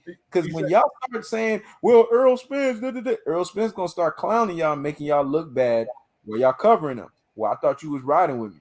Now all of a sudden you riding with this other person. You don't want to be in that position. That's why I tell you, make a pick, lay on that bad boy, and double down with confidence and fortitude. Because let me tell you something, whether if a guy's a boxer or not, a real motherfucker is a real motherfucker. And real people don't like fake people around them. And when they start having fake people around them, they're annoyed. Why you think Errol Spence, when Terence Crawford and them was sitting behind him, he was like, who invited these top-ranked Omaha niggas? Because he don't like fake motherfuckers around him.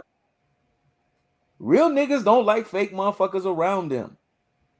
So I'm actually helping you guys. I'm actually giving you guys a lesson before you get publicly embarrassed. Because you don't need to be one of them motherfuckers that got a microphone in your hand with a toupee of a damn locks. And then Errol Spence is saying, but I thought you was riding with me. And then now all of a sudden you riding with, but which one is it? And what happened to your promotion? You're going to get clowned. You're going to get embarrassed. This is why I tell people it always makes sense to be authentic and consistent from day one. Mm-hmm. Always. There was this guy that had a channel. I remember him so many years ago. He was riding with D. Jefferson. This dude had a yuck mouth. I think I did a few videos on his yuck mouth or whatever. And this dude swore up and down, man, if I ever see you, I'm going to beat the shit out of you. Supposedly a kickboxer, but this motherfucker got yuck mouth or whatever. And he was from Texas. And, you know, I don't comment on a way that a guy looks or whatever. But if you look abnormal, I mean, it's obvious you look abnormal. People are going to say you look abnormal. So the motherfucker looked abnormal, and then he had a yuck mouth, right? And this dude right here tried to get in front of Errol Spence, and that's when Errol Spence was heavy and partying and drinking and shit like that. He tried to get in the club, and Errol Spence embarrassed him. Errol Spence was like, yo, you used to rock with me, man. Now you on this, you bug on da-da-da-da-da. Guess what he did? Errol Spence had his bodyguards move this motherfucker out. He didn't want to be around that motherfucker. Because at the end of the day, there's a thing about Texas, man. I keep telling motherfuckers, I'm trying to help y'all. There's a thing about Texas. Texas is loyal to Texas. You from Texas, you riding with Spence, and then all of a sudden you turncoat? Oh, no, I don't want you around. I think you're talking about IOTBA boxing. There you go. That motherfucker. Yeah. That motherfucker right there. Look at it. Where's his channel at? Ever since Errol Spence embarrassed him the way he did, motherfucker been gone. Yeah, and he got whooped by another content creator that be loyal to the game. See, Draco, that be loyal to the game, the light skinned dude. You see, put pause on him. Put hands on him. Damn, that's embarrassing. Put pause on him, and then had the shit all on YouTube and shit. Nigga getting whooped, man. You know what I'm saying? Damn. A lot of these niggas that come in boxing can't even fight, man, in real life. You know what I'm saying? They can't even fight in real life. And they be talking cash money shit about boxers. Yep. Like, you know what I mean? They be talking cash money shit about people that they don't know. You might run into one of these. That's why me personally, I don't go out my way to disrespect nobody, but I'm gonna say what I want to say.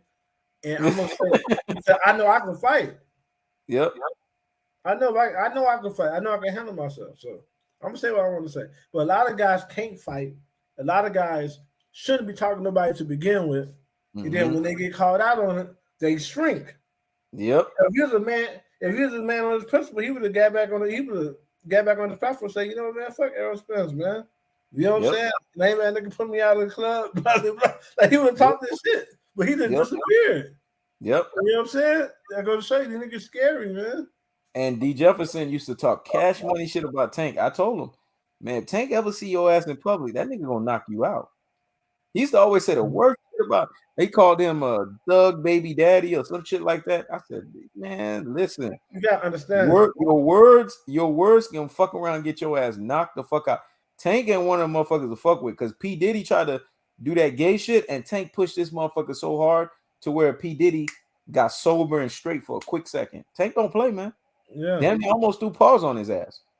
The fuck? People gotta understand one thing, man. Um, um, when it comes down to D Jefferson, man, D Jefferson probably didn't like Tank, because Tank is the type of nigga that would probably hit his old lady. You gotta understand, the average woman nowadays think they have the right to cheat on you. They have the right to disrespect you if they make $1 more than you do. They think they have the right to treat you any kind of way because they didn't have any fathers. People don't realize when we say they ain't have any fathers, they ain't have any mothers either. Because a real mother gonna make sure you have a father. Exactly. Keep talking. I'm gonna make some coffee. And this shit might sound brutal, but a real mother is gonna make sure you have a father. That's the most important decision she ever gonna make in her life is who she have children by. So you're gonna have a father if you have a real mother. A lot of people they ain't have no real parents. They raise themselves. You know what I'm saying?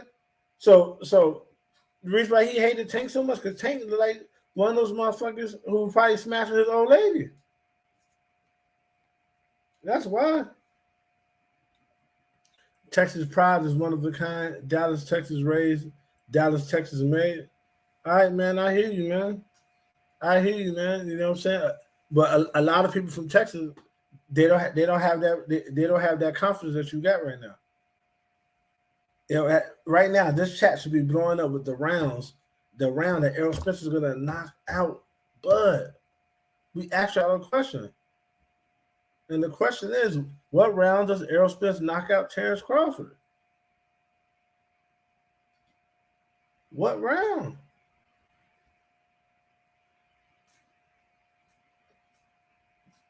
This chat should be blowing up right now.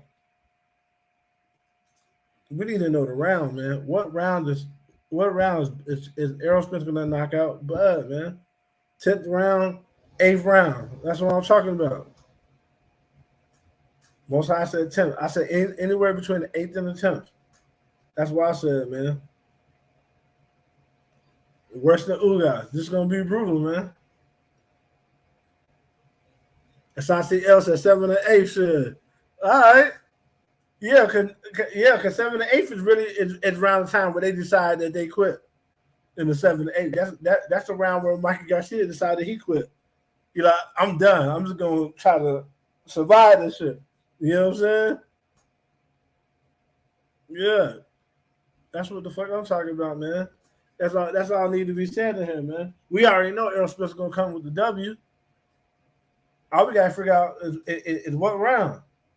What round? Because at the end of the day, man, a stoppage is coming. A stoppage is coming, man. And everybody think it might be to the body. I think Terence Crawford's gonna be so body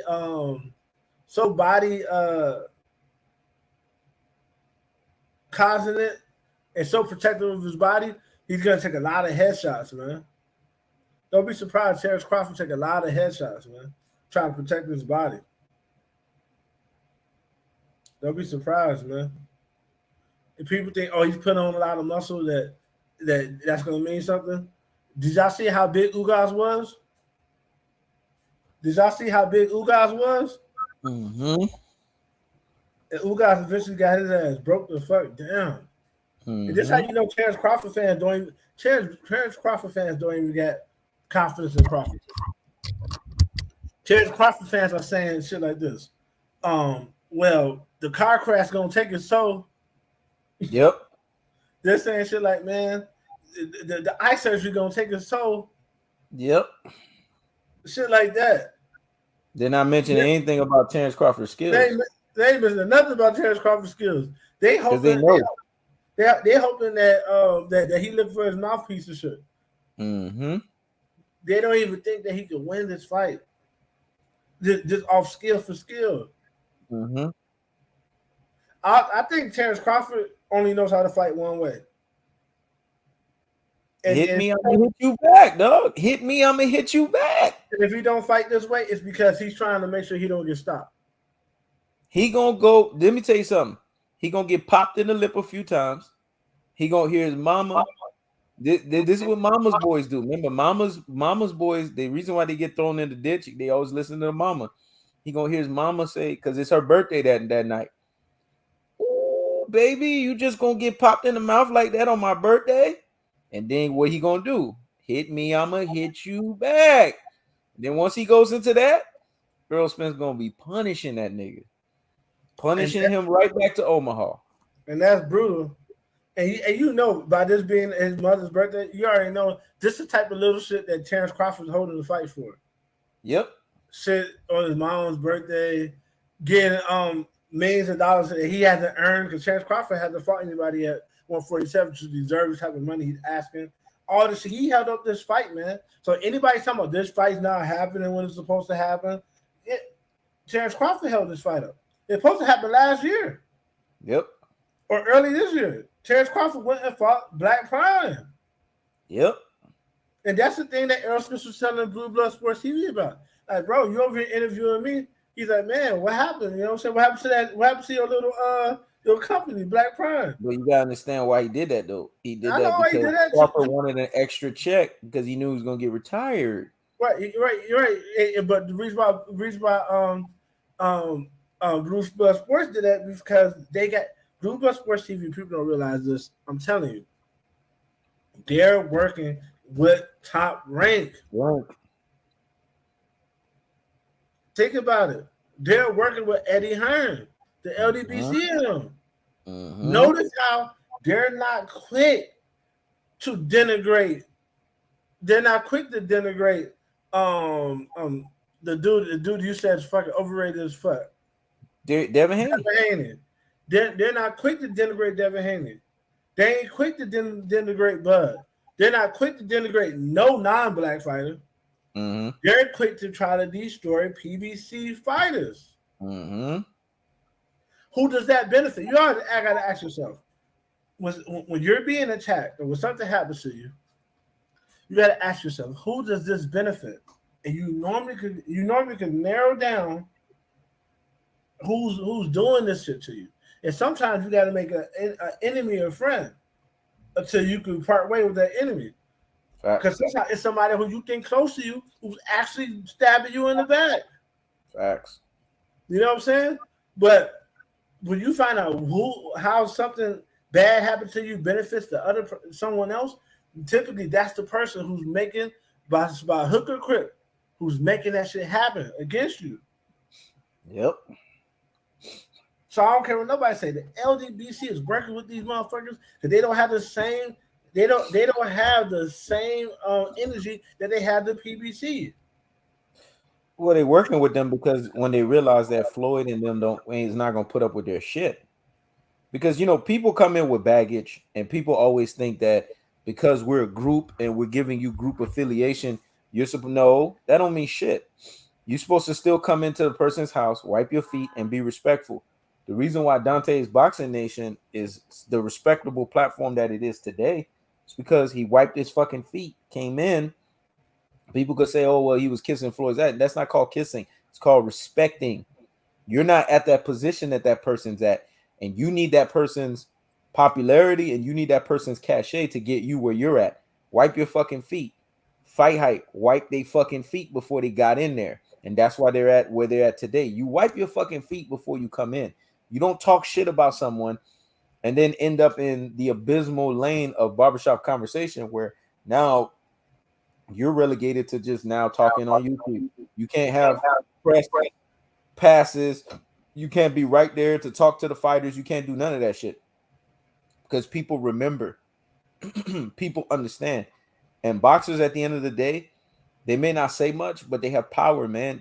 They have the power to know who's saying what and who's not. I'm going to give another person that needs to be very careful what they're doing and how they're moving because they're going to fuck around and fuck their situation up. Monty Brown. All this shit that you doing with Floyd, talking about Floyd and lying on Floyd and saying Floyd because you have a personal disdain for Floyd Mayweather, saying Floyd is helping Terence Crawford. Where has Floyd ever helped Terence Crawford? Why?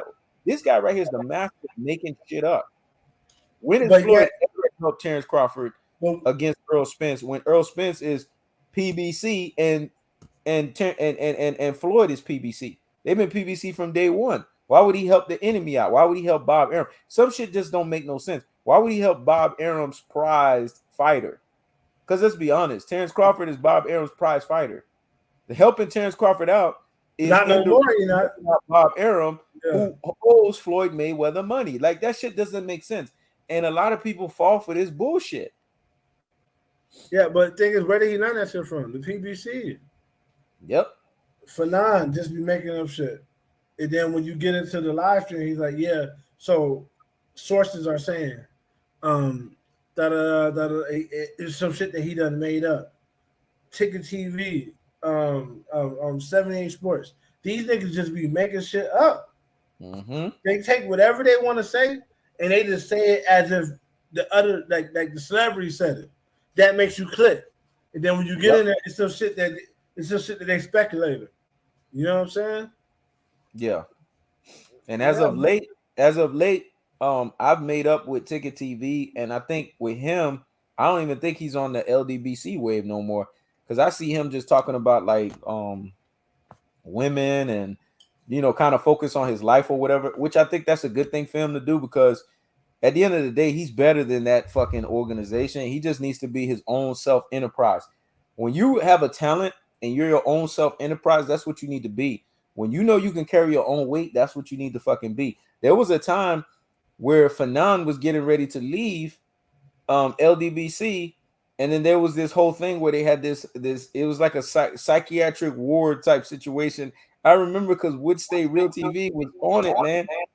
I miss that dude because that dude, like us, had a skill. His skill was he prophesied things happening before they happened.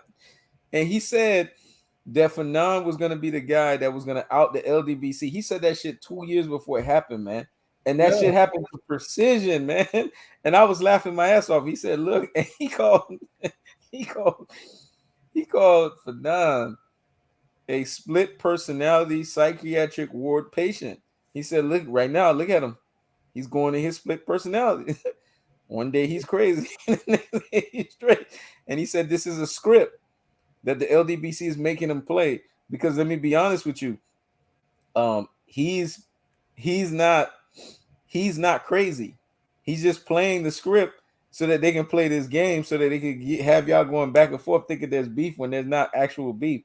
And he was calling this shit to a science. Mm-hmm. He also said that 78 Sports TV is battling gay demons. He was right, because there's this guy by the name of BFTB. I think they're fucking each other in the ass, because when they get around each other, there's a way that they deal with each other. There's a way that they touch each other, they caress each other.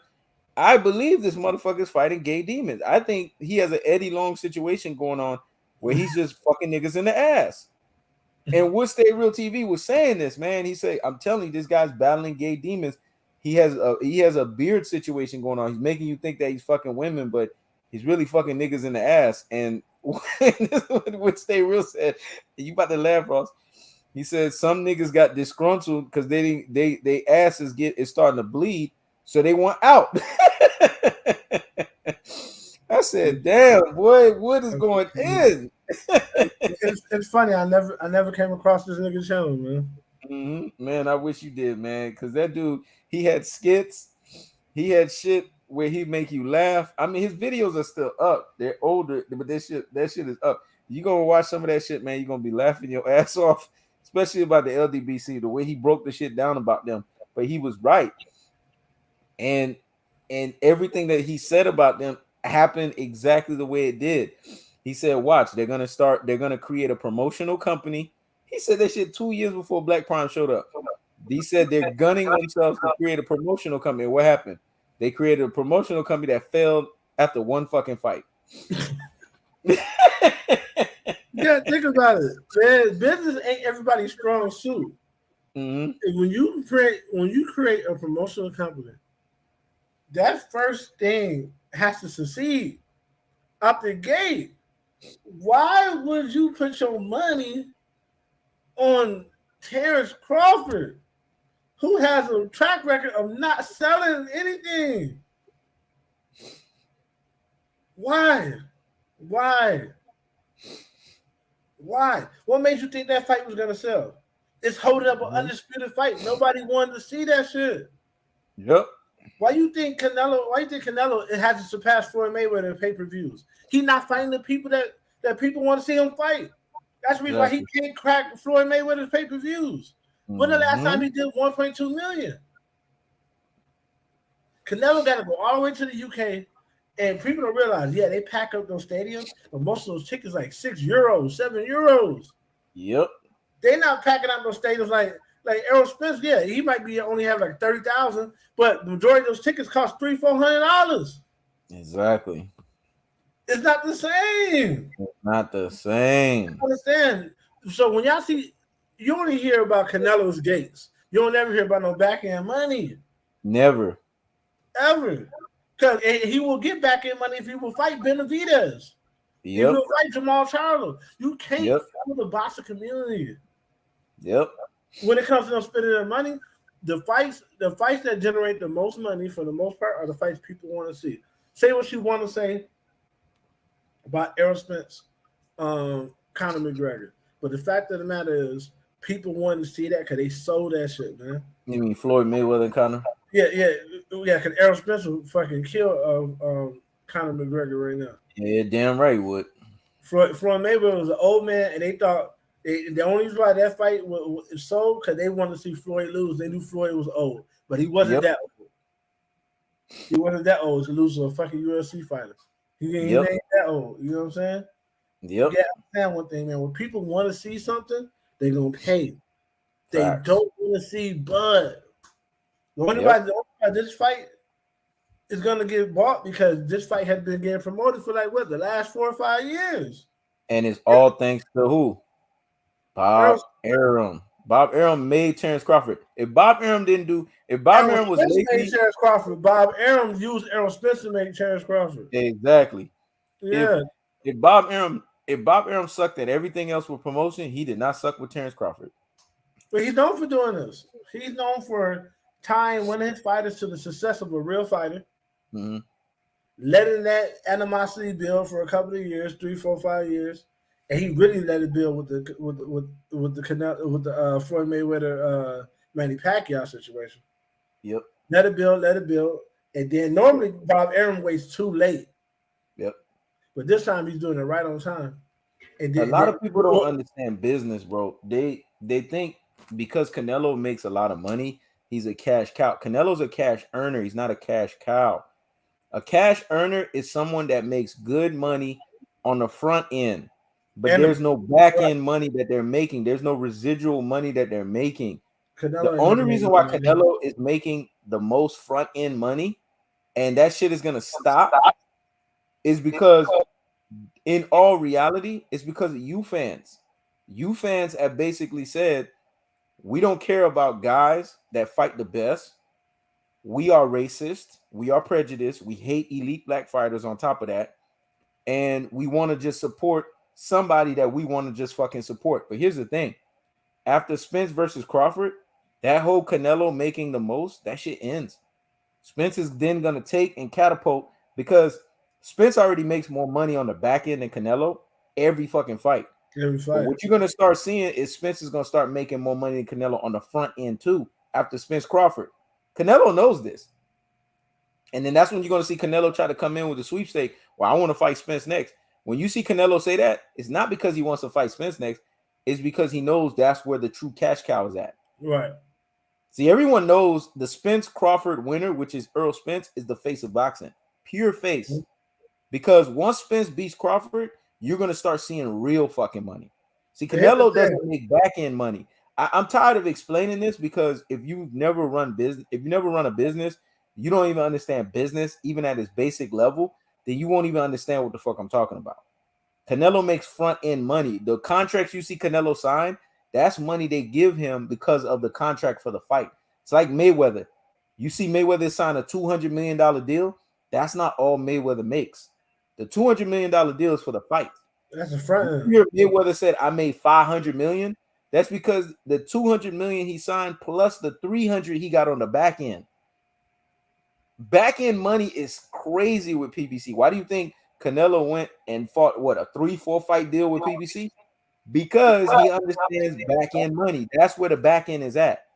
But a lot of people that don't understand boxing don't understand back end money. That's why Spence can go so long in between fights and don't fight. When was Spence's last fight against Dennis Ugas? It was April of 2022. Before he fought Danny Garcia, how long did Spence take off? Damn near almost 3 years. You would have thought he would have went broke, right? Why didn't that happen? See, a lot of people don't think. The reason being is because he got back end money like fucking crazy. And let me knock on this a misnomer here. Ryan Garcia made the equivalent of Canelo Alvarez front end money against Gervonta Tank Davis. So this is how you know Canelo's numbers. His days are numbered. Ryan Garcia made $30 million front end money. You're giving these guys too much respect and breaking it down too much. You're giving them too much respect. Like, dude's an idiot. You're saying because Canelo makes some money in Mexico, those are pesos, man. Yes. Those pesos. Do you know the difference ratio between the American dollar and a peso? He ain't making no fucking real money, man. We're talking about face of boxing money. Floyd set the standard. You came behind Floyd. You got a whole country behind you, and you'll make a quarter of what Floyd make. You're not a cash cow. Exactly. He's not doing 1.2 million pay-per-views. When the last time he did that? Yep. Until he does that on a consistent basis, then we can start talking about really cash cow. He's a star. In business, there's a difference between a cash cow and a star. You can milk a cash cow. Yep. A star is a difference. Because after Spence versus Crawford, after that one does 2 million, right? After that one does 2 million, guess what? Any fight that Spence does, even if it's a no-namer, guess what the number's gonna be, Ross? Minimum 500K and up. Because of the demand, it's gonna be minimum 500K and up. You can't get Canelo to give you 250K even if it slapped you. The last fight that he fought, they didn't even report the numbers. They didn't report the numbers. The fight before that with Bivol, they didn't report the numbers, but he's supposedly a cash cow. But you gotta understand one thing: if Canelo was a cash cow, he wouldn't have to have 200 gas stations, man. 100 gas stations. What are you talking about? There's still pesos. Yes. That ain't shit. Yes. There's still pesos. Floyd Mayweather was getting $200 million before he took a punch. That's on the front end. He getting his shit signed, getting delivered to him as soon as the fight. This the money for the fight. $200 million. Here you go, Floyd Mayweather Jr. Dude, how you want this? You want us to deposit it, or you want I'll take this check? That's $200 million right after the fight. There's top level quarterbacks that got to play 5 seasons to see that money. Floyd getting that shit in one night, and then the back end 250. Canelo is not a cash cow, and that's fine. But to live in this delusion that he is the reason why boxing is ruined. Canelo has the capability, but he ain't make the fights, and he keep losing. He lost against Bivol. If you gonna go to 175, you gotta be good enough to beat the best fighter at 175. You go to 175 with that namesake, they expect you to fight bitter beef. When you fight Bivol and you get whooped easy, Tank Davis has surpassed Canelo Alvarez, believe it or not. With his last fight, Tank Davis surpassed Canelo Alvarez with the 1.2 million. The pay-per-view tells all. If you can't sell pay-per-views, then you're not the cash cow yet. Now Errol Spence is going to come and surpass Tank because this is going to do at least 1.5 to 2 mil. Mark my words. Mark my words, because this fight's been brewing and it's been getting talked about for a while. 1.5 to 2 mil. Mark my words. Canelo is a fucking afterthought after this. Where he should be, because he should have never been deemed the face of boxing anyway, because he's always a coward, scared to fight the top competition at his weight class. He still didn't fight Andre, still didn't fight the real Charlo. You know what I'm saying? He's a coward, man.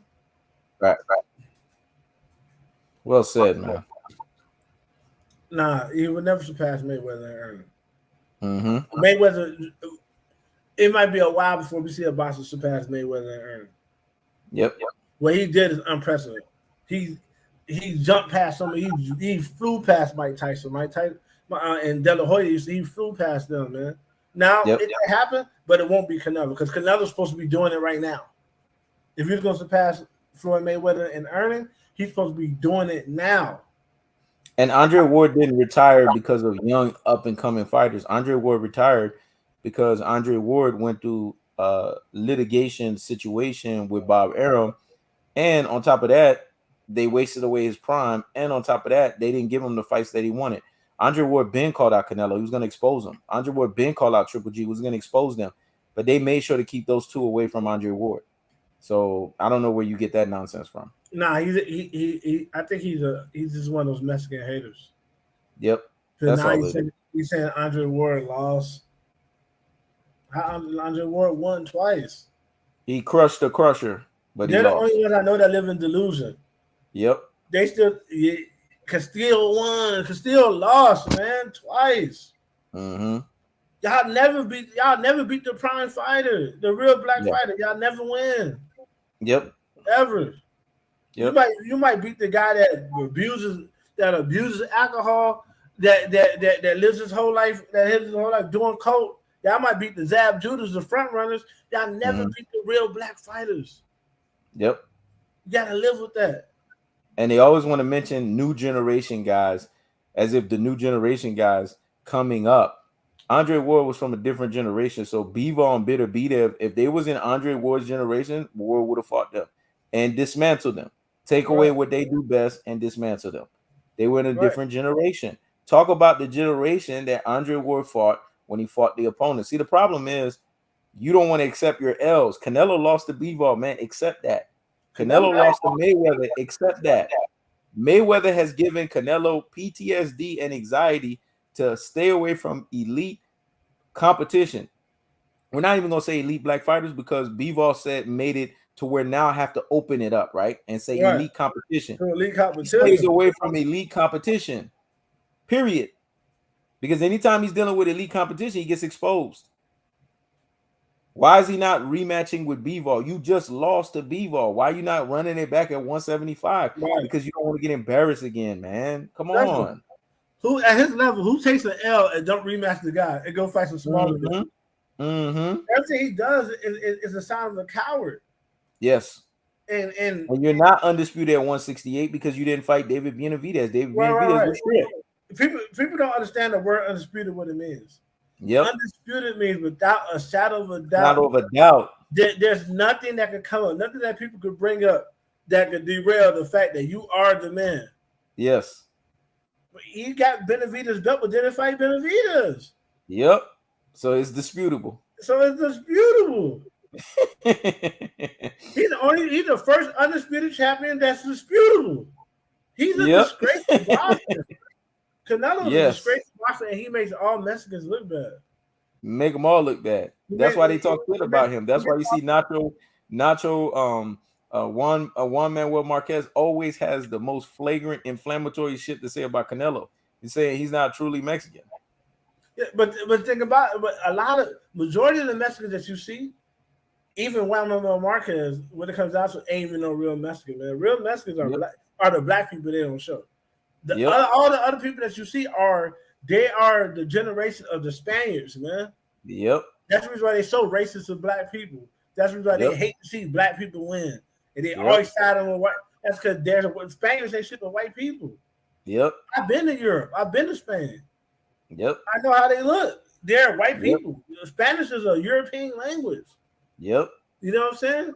So yeah, but he ain't no real Mexican either. If you take it all the way back to antiquity, you know what I'm saying? But at the end of the day, Canelo lost to Bivol and didn't rematch him because he's a coward. Yep. And then they always want to say when Canelo lose, he lost to a great fighter. He lost. Take your L. This motherfuckers always want a moral victory and victory. There's no moral victories in a victory, man. What does that mean? He lost, man. He fucking lost. You should be demanding Canelo. You should be like, where's your cojones? Get back in there.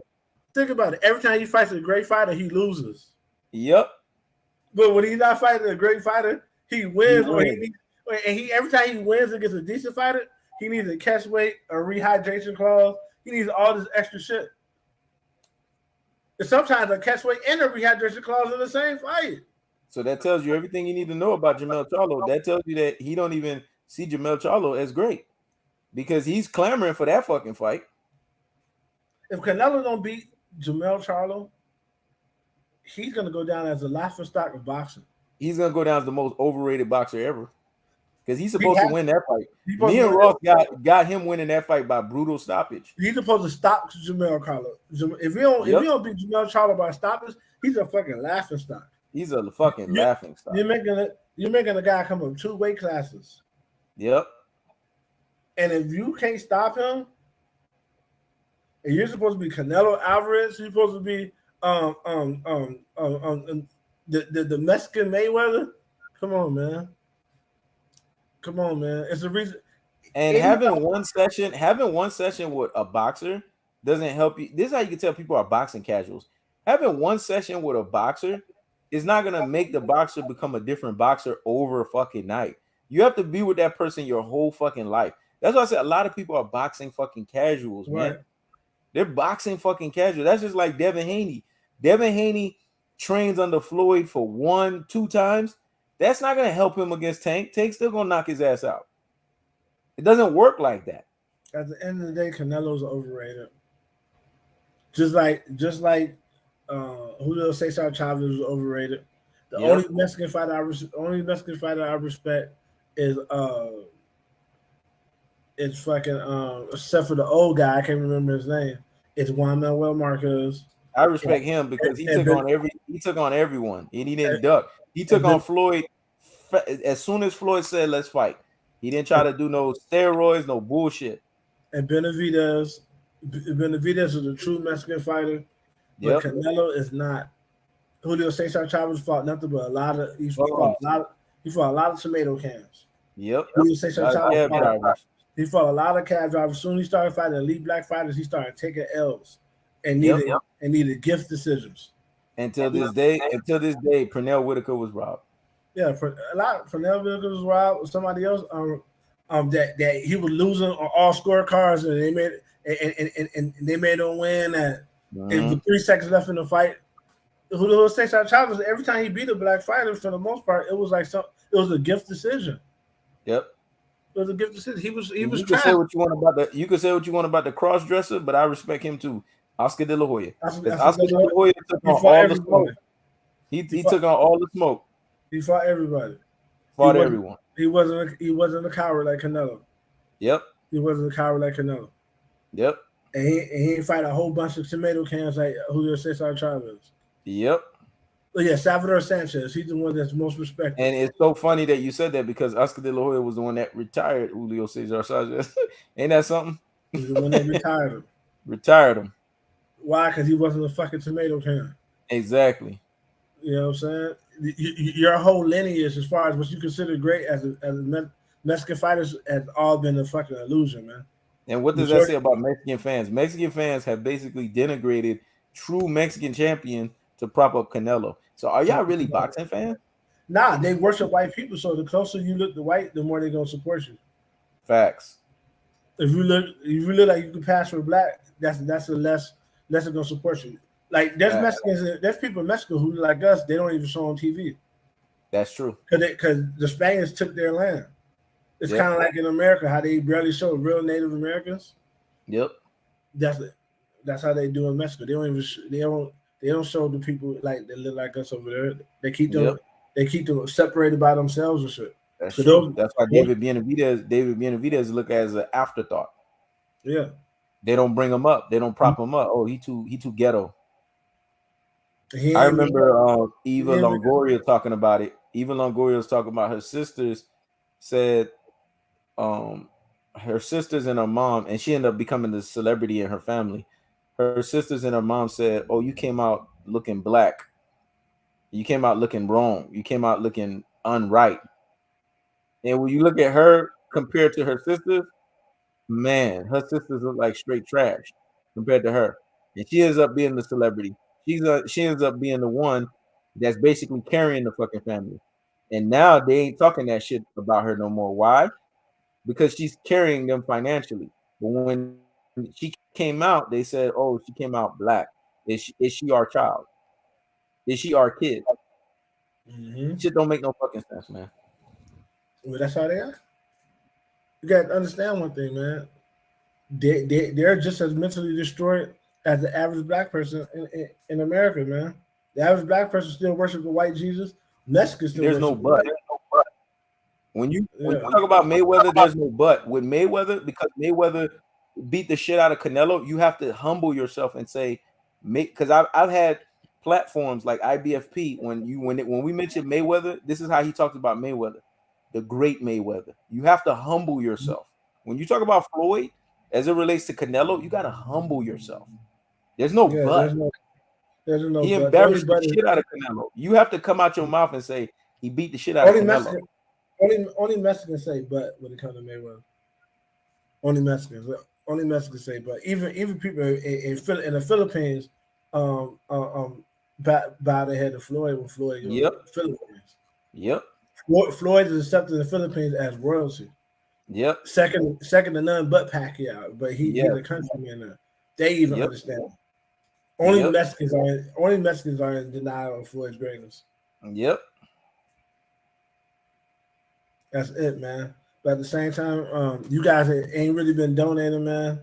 So anything else you want to say? Closing thoughts? Nah, I said all I gotta say. All right. It's been real. It's been easy. Peace. Peace.